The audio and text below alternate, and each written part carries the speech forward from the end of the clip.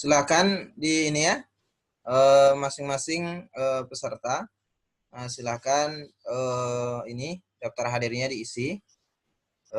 Kemudian nanti kita akan ini lagi ya, akan bincang-bincang seputar kontrak kuliah.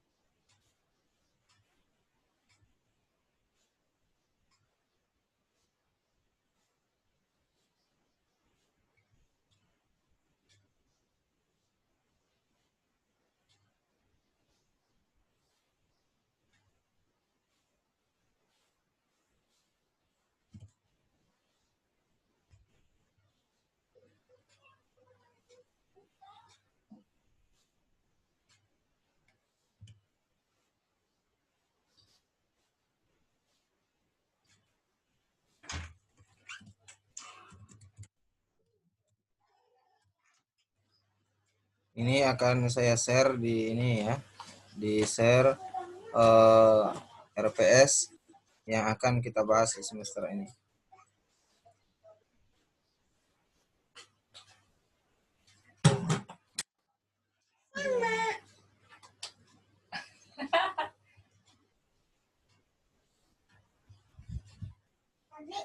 Yuk.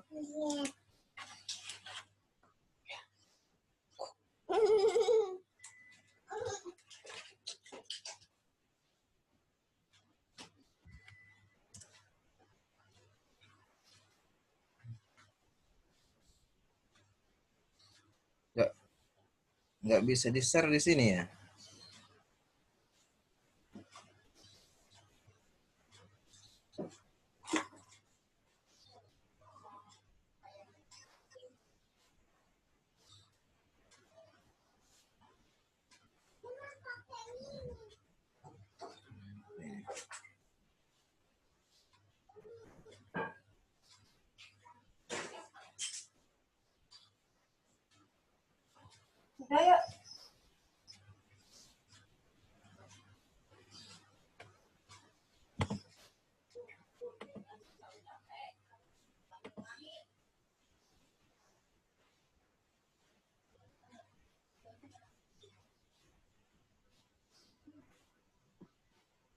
Tes.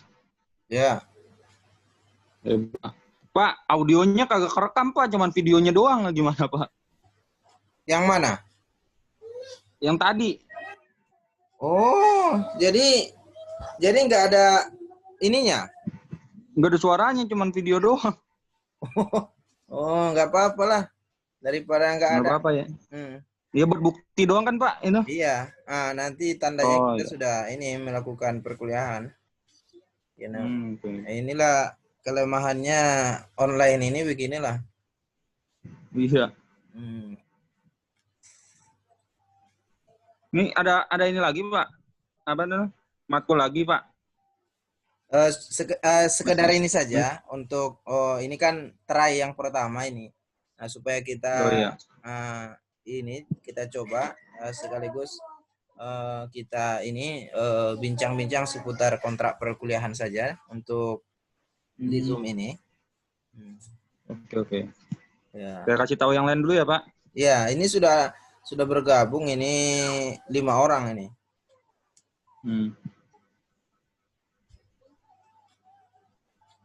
Karena di link ini langsung terkoneksi ke e-learning yang sedang kita gunakan ini, Zoom-nya ini sudah terkoneksi. Oke Pak.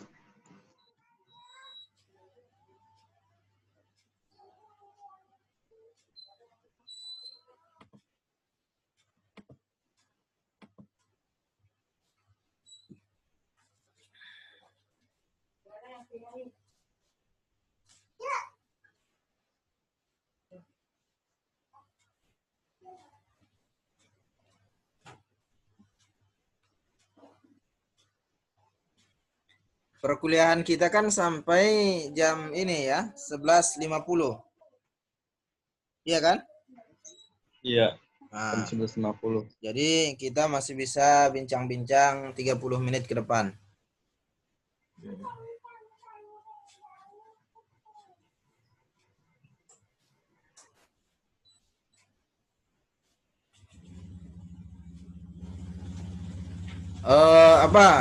Muhammad Fauzi, ini kan hostnya Bapak sendiri nih. Kalau misalnya mau menambahkan host dari mana ya? Nah, maksudnya mau nampilin presentasi lagi, Pak? Untuk kedepannya saja. Nah, ini kan yang main admitnya ini kan Bapak semua ini, maksudnya itu kalau nanti itu Bapak tidak perlu admit. Jadi tinggal kalian nanti yang admit gitu. Maksudnya gimana, Pak? Cara membuat menjadikan ini di antara kalian ini menjadi hostnya. Ini kan kalau hostnya ini kan bisa itu kan di ini di co-host nih, dibuat ini semacam admin yang lain gitu. Oh, saya kurang tahu, Pak, kalau Zoom. Oh, nah ini nih, ini sudah ada 7 orang nih yang masuk. Minum nggak? Air minum. Coba ini dulu, Pauzi, googling dulu cara menambahkan host di Zoom.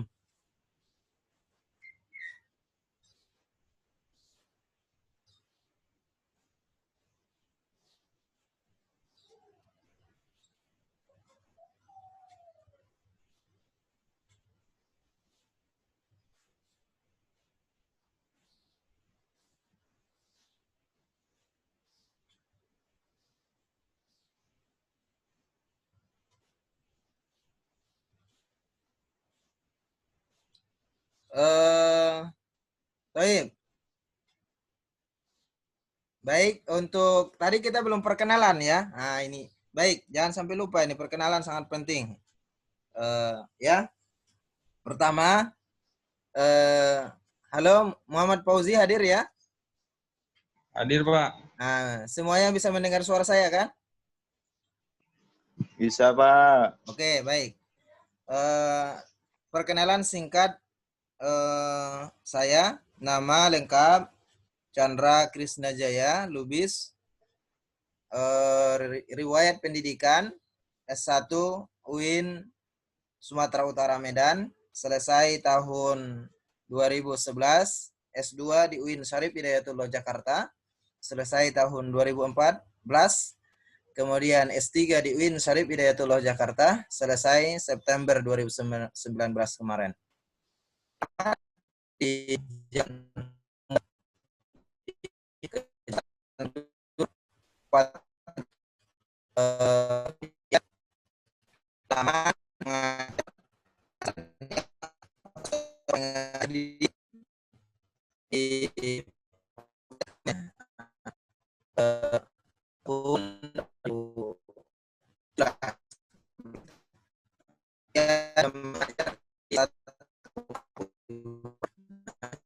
Suaranya putus-putus, Pak.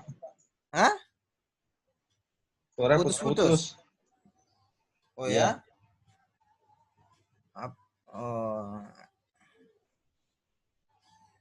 Click your connect or use the speaker. Kenapa bisa gitu ya? Ini jelas ini suaranya? Jelas, Pak.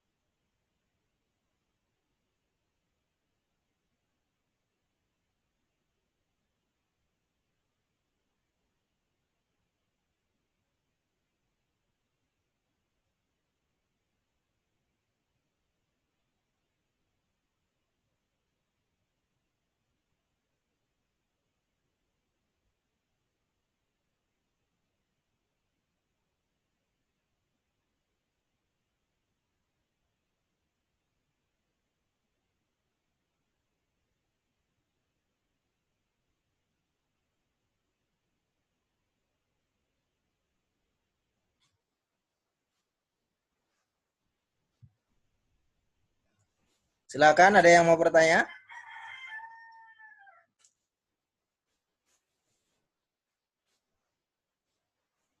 Baik, kalau tidak ada yang bertanya, sekarang saya minta Anda masing-masing, mulai dari Bayu, untuk memperkenalkan diri, mulai dari nama, asli dari mana, atau tinggalnya di mana, kemudian alumni dari mana. Nah, silakan, Bayu. Kenalkan, nama saya Bayu Dwi Prasetyo, tinggal di Bekasi, Pak. Oke. Terus alumni dari SMK Taruna Bangsa. Udah, Pak. Oh iya, oke. Silakan. Lanjut, Daril. Perkenalkan, nama saya Daryl Taha, tinggal di Jakarta. Jakarta Timur. mana? Oh, Timur. Jakarta Timur. Oke. Alumni dari ini kampus ITS Surabaya. Oh, mantap. Apa motivasinya kenapa memilih prodi elektro di FT UMJ? Ya, saya itu tertarik sama itu elektro. Masya Allah. Ya. Tertarik ya? Iya. Karena apanya? Yang membuat menarik itu apanya? Ya, mesin-mesinnya untuk bisa membantu yang lain, teknologi elektronika gitu. Oh, ingin menguasai teknologi elektronik ya? Iya. Bagus ya. Semoga diberikan kemudahan sama Allah kepada Toha untuk menguasai ilmu elektro. Ya, terima kasih. Ya. Baik. Nah, terima kasih. Selanjutnya Bayu Dwi. Tadi udah, Pak. Oh, udah. Oh. Siapa ini? Himail. Ayo Himail.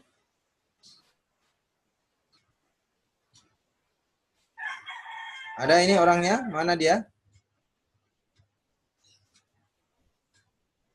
Oke, kita lewati dulu. Muhammad Fauzi. Silakan Fauzi. Iya, Pak. Nah, Assalamualaikum warahmatullahi wabarakatuh. salam. Akan nama saya Muhammad Fauzi Nur Fajri. Saya tinggal di Bekasi, kadang-kadang juga di Jakarta. Oh, banyak rumahnya berarti ini. Nggak apa rumah nenek, Pak. Oh, Masya Allah. Nah, terus? Iya. Terus saya alumni Isman 2 Tambun Selatan. Dari SMA ya? Iya. Kenapa bisa tertarik ke Fakultas Teknik? Ya, hobi saya, Pak, elektro. Masya Allah, luar biasa. Baik, terima kasih, Fauzi. Ya, lanjut. Iya, Nah, email.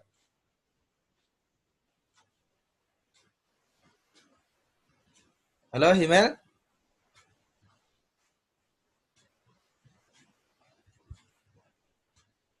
Nampaknya ada suara email. Halo? Nah, silakan. Perkenalkan diri. Iya, perkenalkan, nama saya Mario Dwi Kovanani, Pak. Oh, ini Mario ini. Iya, tadi lupa, Pak, akunnya saya namain Imail. Oh, oke. Lanjut, Mario. Ya, saya ketua angkatan 2019. Terus saya alumni dari SMK Muhammadiyah. SMK Muhammadiyah 1, Kepanjen Malang, Pak. Malang, Jawa Timur. Masya Allah, jauh benar ini. Terus saya rumahnya di Cawang sekarang. Sekarang, dulu di mana? Dulu di Malang. Udah pindah ke Kuliah sini? ke sini. Oh, jadi keluarga sudah di sini semua? Iya. Oh, oke. Baik. Apa alasannya tertarik ke Fakultas Teknik mengambil prodi elektro? Ya, nurus dari SMK saya, Pak. Soalnya SMK saya juga otomasi industri kan. Oh, Masuknya ke sini juga itu. Elektro. melanjutkan dari SMK ya? Bagus. Iya. Baik. Kemudian selanjutnya tadi yang belum Fauzi sudah. Zaki? Hadir, Pak. Ya, silakan. Zaki. Assalamualaikum warahmatullahi wabarakatuh. Nama saya Muhammad Zaki Asisi Diki. Tinggal di Bekasi. Alumni dari SMA Negeri 1 Jatibarang, Indramayu. Oh, Indramayu. Orang tua di Indramayu berarti ya? Iya, Pak. Alasannya kenapa memilih di prodi elektro? Yang baru aja, Pak. Oh, suka yang baru ya? Iya, Pak. Luar biasa. Ya. Umumnya itu fitrah itu, manusia itu suka yang baru itu. Rumah baru, ya, mobil iya, baru. Ya, tapi untuk keahlian itu Zaki tidak boleh meloncat-meloncat ya. Karena untuk menjadi seorang misalnya ahli di bidangnya, guru besar, dia itu harus tekun, tidak boleh loncat-loncat. Ada yang baru pindah lagi, enggak boleh. Untuk menekuni satu bidang misalnya di elektro itu harus supaya menjadi pakar di situ harus tekun di situ, tidak boleh berpindah-pindah. Nah, jadi ada kalanya. Pak, makanya lagi berproses juga, Pak. Nah itu ya. Ya, satu sisi kita mencari yang baru untuk misalnya hal-hal yang baru bagus, tetapi untuk menjadi menguasai suatu ilmu itu kita harus menggeluti ya, tidak boleh pindah-pindah supaya menjadi ahli. Syarat untuk menjadi ahli itu harus menekuni. Baik. Berikutnya Fauzi tadi udah ya? Udah, Pak. Ini siapa nih? Muhammad David. Assalamualaikum warahmatullahi wabarakatuh. Waalaikumsalam warahmatullahi wabarakatuh. Ya Pak, perkenalkan nama saya Muhammad David Afianto. Saya tinggal di Bekasi Utara, Pak. Saya lulusan SMK Taruna Bangsa Bekasi, Pak. Saya dulu lulusan teknik, saya lulusan listrik, Pak. SMK-nya, Pak. SMK listrik. SMK listrik, Masya Allah. Sekarang masih tinggal di Bekasi? Masih, Pak. Oh, ya, baik. Kemudian Zola Muhammad. Baik, Pak. Assalamualaikum warahmatullahi wabarakatuh. Waalaikumsalam. Perkenalkan, nama saya Zola Muhammad Farhan, asli dari Tasik, sekarang tinggal di Utan Kayu, Jakarta Timur, Pak. Oke. Alasan tertarik ke Fakultas Teknik, prodi elektro? Ya, nerusin dari SMK, Pak. Saya juga prodi dari sana, listrik juga. Oh, mantap. Siapa lagi yang belum ini? Sudah semua? David ini. Sudah ya? Udah, Pak. Baik. Baik. Sebelum kita tutup, saya sudah mendengarkan latar belakang pendidikan Anda dan juga tempat tinggal Anda, walaupun kita belum diberikan izin oleh Allah untuk bertemu, akan tetapi kita sudah bisa bertemu lewat suara ya, lewat dunia maya. Maka ada yang ingin saya sampaikan kepada Anda, apalagi Anda ini adalah mahasiswa baru ya. Jadi memang soal ilmu, apalagi namanya untuk menguasai ilmu, itu dibutuhkan ketekunan. Nah, ya. Anda nanti jangan hanya memadahkan sampai di jenjang S1. Kalau bisa, kejar untuk S2. Kejar lagi untuk S3. Sampai nanti kalau bisa Anda harus menjadi profesor elektro. Nah itu. Dan syarat supaya bisa sampai ke situ itu, harus tekun. Harus ulet, rajin, sungguh-sungguh. Ya. Kalau misalnya kalau terpancing dengan dunia-dunia lain, ini nanti membuat fokus Anda akan buyar. Di sisi lain kita memang harus setia kepada, artinya setia ini adalah maknanya kita harus menggeluti satu ilmu ya. Nah, karena kalau misalnya kita campur dengan yang lain nanti tidak ada yang fokus, akhirnya tidak ada yang kita kuasai. Nah, oleh sebab itu dalam dunia keilmuan, misalnya Anda di bidang elektro, kalau Bapak kan karena memang keilmuannya itu di agama, maka kita harus benar-benar menekuni itu. Dan yang saya rasakan, mulai dari S1, S2 sampai ke jenjang S3 program doktor, nah disitulah kita akan diuji. Sebelum kita diuji ke masyarakat, di lingkungan akademis pun kita akan diuji. Bagaimana kita bisa mempertahankan keilmuan kita bisa bersaing di dunia bebas ya, di dunia terbuka, dunia nyata, dunia lapangan ya. Apalagi sekarang ini tantangan kita ke depan ini semakin berat. Belum lagi sekarang ini teknologi ini seakan-akan kita lihat perkembangannya ini sudah hampir-hampir dikuasai oleh Cina ya. Baik itu di bidang mesin, elektro, di bidang apapun. Bahkan Bapak pernah lihat itu tanpa sengaja pelak motor, motor Honda itu pun saya lihat sudah bukan made in Jepang lagi, made in Cina sudah.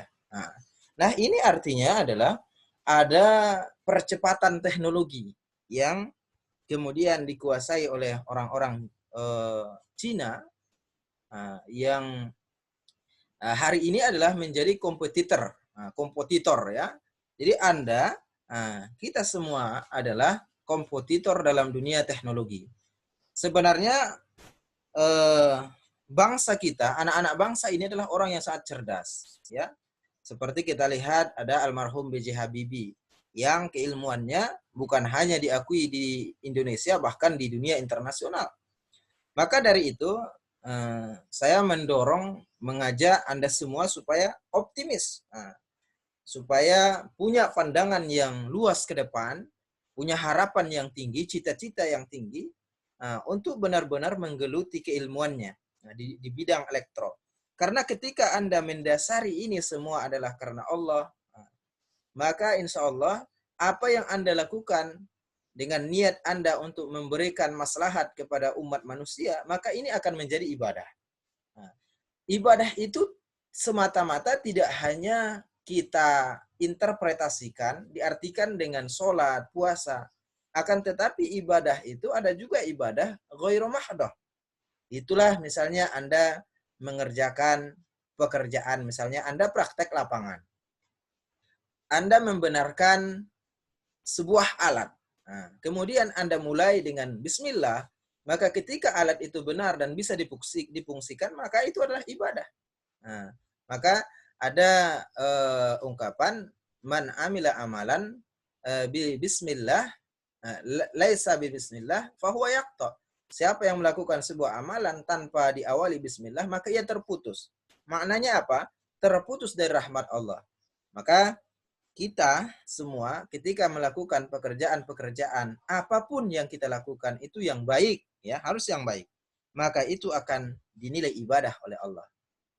Sekali lagi saya sampaikan, niatkan apapun yang Anda kerjakan, apapun yang Anda geluti, misalnya Anda di bidang elektro, maka awali dengan basmalah, maka itu niscaya nanti akan menjadi ibadah, menjadi pahala yang Allah berikan nanti balasannya di dunia dan akhirat. Apa balasan yang akan kita dapat di dunia ketika kita melakukan pekerjaan? Tentu ada balasan dunia, ya.